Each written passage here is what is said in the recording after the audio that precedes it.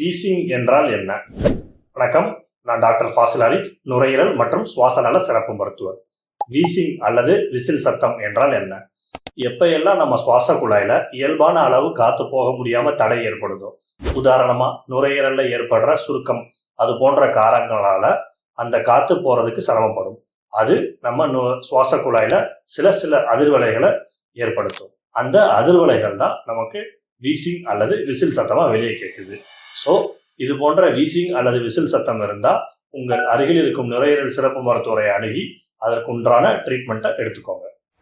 மேலும் இது மாதிரி இன்ஃபர்மேஷன்ஸ்க்கு நம்ம மனவை பல்மோ கேரை சப்ஸ்கிரைப் பண்ணிக்கோங்க.